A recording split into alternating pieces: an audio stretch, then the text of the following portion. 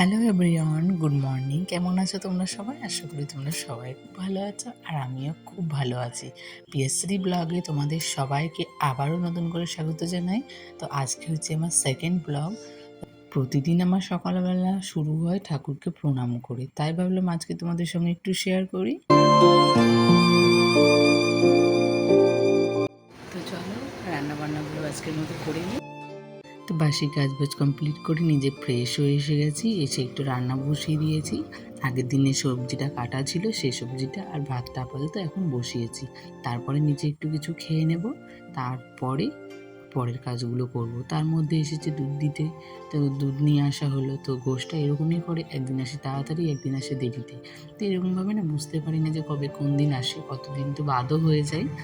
বাবা মেয়ের মধ্যে কেউ এখনো ঘুম থেকে ওঠেনি, তো সবার জন্য বসে থেকে কি করব বলো? নিজেরও তো একটু সকালবেলা কিছু খেতে ইচ্ছে করে, আর খিদেও পেয়ে যায় না সকালে ঘুম থেকে উঠে।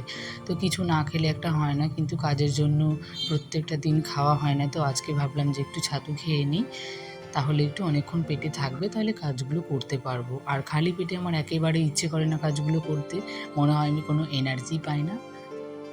আর তোমাদের সাথে গল্প করতে করতে দেখো আমার পালং শাকটা হয়ে গেল। পালং শাকটা আমি সবসময় একটু রসুন দিয়ে করার চেষ্টা করি, সেটা আমার খুব ভালো লাগে খেতে। রসুনটাকে একটু পুড়িয়ে পুড়িয়ে, সেটা একটু রসুনের একটা বেশ ভালো একটা গন্ধ হয়, সেটা দিয়ে আমার মনে খুব ভালো লাগে খেতে। আর সত্যি কথা, পালং শাক হলে আমার ভাত খাওয়া হয়েও যায়। তো এখানে আমি মাছের মাথা দিয়ে, একটা কচু দিয়ে, কচু ছড়া দিয়ে, আলু দিয়ে একটা তরকারি করেছি, আর শাক করেছি, আর মামামের জন্য এক্সট্রা করে একটা মাছের ঝোল করেছি। আজকের মেনু হচ্ছে এই। তো রান্নাবান্না হয়ে গেছে, তারপরে যে টুকিটাকি কাজগুলো, সেই কাজগুলো আবার শুরু করে দিয়েছি।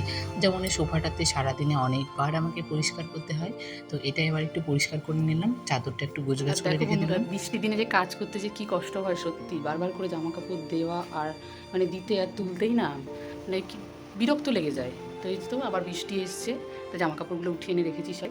শুধু মেঘ উঠেছে, বাস দু এক ফোঁটা করে বৃষ্টি পড়ছে, তো তাতেই তো শুকনো জিনিসগুলো ভিজে যাবে বলে তুলে এনে রেখেছি। যেমন এই যেখানে সব জামা কাপড়গুলো সব কেচে কুচে দিয়েছিলাম। আজ এখন প্রায় আমার শেষের দিকে, তো এখন শুধু আমি ওই ঘরটা মুছে নেবো আর দেন স্নান করে আসবো, তারপর মামামকে খাওয়াবো, খাইয়ে ওকে ঘুম পাড়িয়ে দেবো। তাহলে আজকের মতো আমার কাজ মানে সকালের দিকে কমপ্লিট। তারপরে আবার ভাতও করতে হবে, কারণ সকালবেলাটা আজকে একটু ভাতটা কম করেছিলাম, যেহেতু রাতে ভাতটা থাকছে না। এই জন্য যদি আমি রাতে গরম করি, তো আজকে ভাবলাম যে আজকে একটু সকালেরটা শুধু করি, তারপরে দুপুরে আর রাতেরটা একবারই করবো। তো মামামকে আগে খাইয়ে ঘুম পাড়িয়ে দেবো, তারপরে আবার রান্নাটা করবো। সব কাজগুলো আমার কমপ্লিট হয়ে গেছে। এখন আমার ঘরটা মোছামুছি করলে আজকের মতো কাজ এখনকার মতো আপাতত শেষ হয়েছে, কারণ মাম্মামকে স্নান করানোর সময় হয়ে গেছে। আর আমি প্রত্যেকটা দিন চেষ্টা করি ওকে একটু সবসময় সব কিছু সময়ের মধ্যে করে দেওয়ার। আমার নিজেই যতটা কষ্ট হোক, আমার কাজ বাজ আমি সব কাজ রেখে দিয়ে আমি ওর কাজগুলো সবার আগে করে নিই। যেমন ওকে স্নান করানো, খাওয়ানো, বাকি যা যা ওর কাজগুলো থাকে সবগুলো আমি ওর আগে সবার আগে করি। তারপর আমার যে সংসারের কাজগুলো থাকে সেগুলো আমি পরে করি। তো এই জন্য আমি তাড়াতাড়ি করছিলাম একটু, কারণ মাম্মাকে স্নান করাতে হবে, ওকে খাওয়াতে হবে, টাইমের মধ্যে আবার ঘুম পাড়াতে হবে, অনেকটা সময় লাগবে ওকে নিয়ে।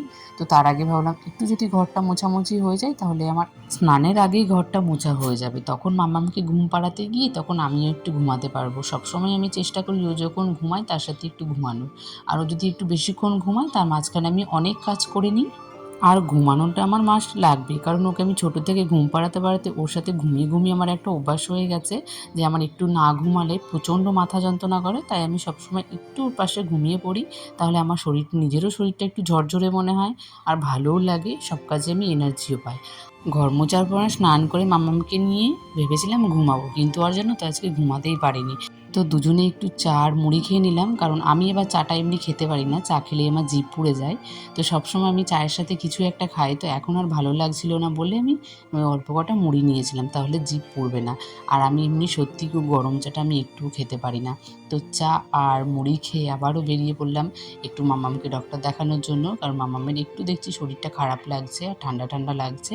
তাই মামামকে নিয়ে একটু ডক্টরের কাছে গেছিলাম। তো চলো।